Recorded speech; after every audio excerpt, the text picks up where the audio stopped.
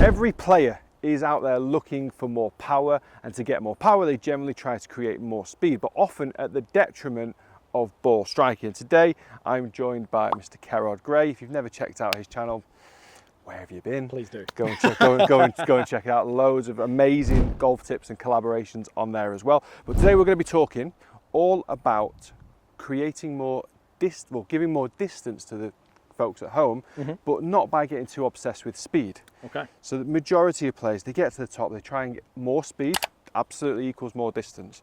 Sometimes it can create less distance because to the detriment of your ball striking. Yeah, I think a great way to frame this would be, you and me, we jump in a pool, right? And we're gonna have a bit of a Where's this going? we're gonna have a bit of a race, not a wrestle. So we're gonna have a race. And we feel like we're exerting the same amount of force and speed, but if I'm not in sequence and I'm trying to get my right arm and my right leg going at the same time, and then on the other side, and you're just gliding beautifully like Michael Phelps, which I know you don't, but we'll just assume that you do, well, you're gonna kick my ass every single time purely for the fact that you're in sequence. So your interpretation of creating speed is much more at a high level than mine is. Yeah, so yeah. I basically couldn't have framed it better myself.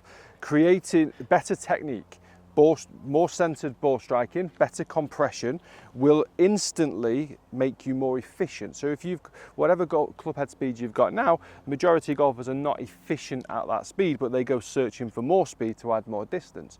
Let's get efficient at what we do. So we're going to be talking a little more about the transition, because Kerrod, if you go up to the top of the backswing for me, I see a lot of players get to the top of the swing. We want power, we want speed. What's the first thing? If you write power and speed into YouTube, you're probably going to get hip turn. Yeah. Majority of players will get that hip turn, but then the shoulders will follow the hips. So suddenly now the golf club is massively on the outside. Yeah. You've not really used any ground force pressure. You've just basically spun from the top of the backswing. So there's no pressure. There's no ground force kind of exerting upwards through impact. So what I want you to try and do, if you go to the top of the backswing, I want you to, from here, I want you to feel like you're keeping your back to the target. I want you to have a little pause. I want every golfer to be able to stop and think during. So we're going to turn on the conscious mind, not the subconscious mind. Never works well for me, that one. Allow that trail arm to extend down in front of your body. There we go. So now we're bringing this golf club into a pretty perfect delivery position.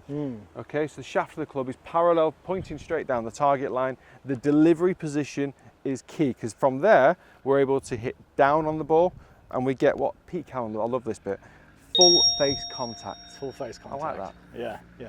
Certainly better than just hitting like one groove and one dimple. Exactly.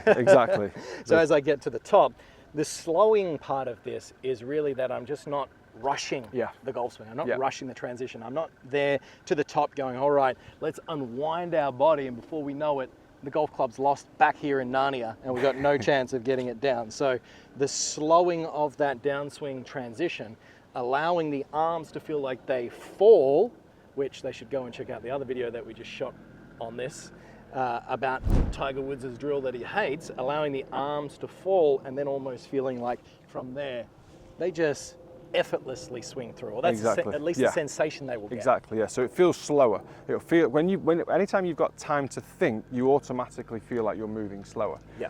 But we're becoming more efficient, so ball striking improves, and then the distance improves because of that. So if you go back to the top of the backswing for me, back stays to the target. There we go. Allow those arms to drop in front of the chest, and then you turn through. And what you'll see here, there's still plenty of rotation.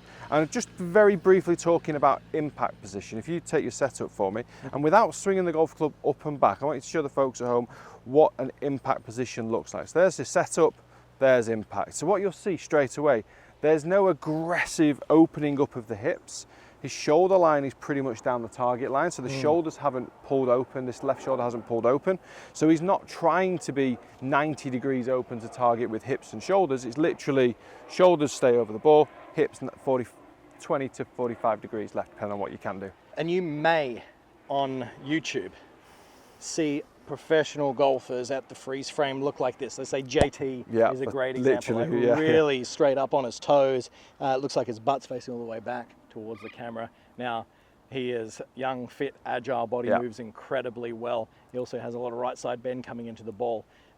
Just because a freeze frame moment in time is taken of a professional golfer, which is not a reference you really should be looking at on a whole, it's the average of what everyone's doing, is that moment in time he is achieving, but his hands and his chest and everything is working still well in sequence. He's not getting to the top and just ripping everything open as much as he can. And it looks like, because it does look like he does, and there's always an exception to the rule, isn't there? Yeah. So we talk about grips, and we can go off and say, well, Jon Rahm doesn't do this. So there's always an exception to the rule, but they're also the top 0.1% in the world. Yeah. So we have to kind of look at the methodology that works for the majority of players, and this is that one where we try and sacrifice what feels like speed, and you'll be really surprised if you were to put yourself on a launch monitor, you wouldn't be losing any speed. If anything, you might even gain speed because you're moving better, like the analogy you gave with the swimming.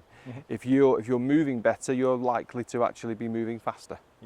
So that is, although I'm talking about slowing your swing down, creating an effortless golf swing, actually when you can compare the numbers after practicing this, we've probably got faster and we've probably got more distance, better ball striking. So I'm selling you the dream, but it actually works as well. But I actually employed this into my own swing. Back when I was playing, I was on tour with about 113 mile per hour and severely wide off the tee. Not a good combo. And in last couple of years, I've been on this big journey of trying to increase my speed. Did some work with Steve Furlonger. There's a whole bunch of videos over on my channel that you can watch about that journey of speed. And this time last year, we clocked 131 mile per hour, 192 mile per hour ball speed. And a big part of that was in this transition for me, slowing my upper body, or the feeling that I was slowing my upper body down, because my natural golf swing is so quick in transition. I was getting stuck and I was all out of position. I was losing speed. So for me, we were actually getting to the top. I was feeling like my body was staying back facing the target as I was letting my arms unload a heck of a lot more. I almost felt like I was trying to hit outside my back foot, right? And that feeling, as foreign as it was what moved the needle and increased my club head speed by 18 mile an hour. Well, you've increased your club head speed to an astronomical figure and you felt like you've slowed it down. So it shows that it works. If you move the body better in sequence, then this really will work. So we're going to quickly show them a video that we've already done, so maybe check that out on Carol's channel as well. The Tiger Woods drill, where he just kind of paused at the top, and then from here he's able to feel the transition, so he feels like the back stays to target, the trail arm extends down in front of the chest, and then you rotates through, and we start to be able to create some really nice full face contact on the golf ball, lots of practice swings, and then obviously when you're hitting balls with this, it's not going to be perfect straight away. Maybe even use a very small tee to start with, like basically having the stabilizers on, but start to kind of unlock that kind of subconscious mind and really pay close attention to where the golf club is traveling in that transition, and then move into your follow-through position. So should we end this on a beautiful, effortless, full face contact, no Jose Maria like my previous 10 shots. Let's see how it comes off. All right, so I'm going to feel like I'm slowing my upper body in transition as my arms unload back in front of the chest. Tell myself that I should be better over the ball. Off we go. Pure. Beautiful high draw. Guys, thank you very much for watching. I hope you've enjoyed the video. Go check out Carol's channel as well. The links are down in the description, and we'll see you next time.